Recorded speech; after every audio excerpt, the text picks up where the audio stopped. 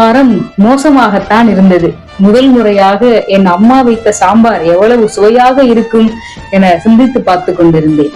விடிந்ததே தெரியாமல் உறங்கியதும், விழித்தும் மெத்தையில் மெத்தனமாய் படுத்து கிடந்ததும் சற்றே நினைவுக்கு வந்து சென்றது. குளிப்பதற்கு கியூவில் நின்று கொண்டிருந்த எனக்கு.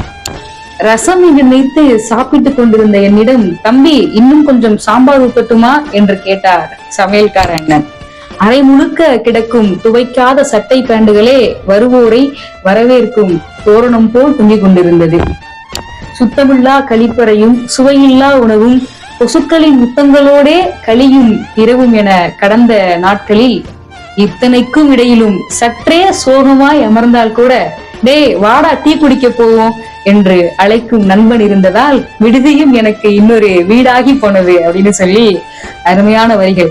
நம்ம இருக்கக்கூடிய சூழலை விட நம்மோடு இருக்கும் நபர்கள் தான் நம்முடைய நேரத்தையும் நம்முடைய வாழ்க்கையும் நம்முடைய பயணங்களையும் அழகாக்குறாங்க. நிறைய பேருக்கு ஹாஸ்டல் அனுபவங்கள், விடுதியில தங்கி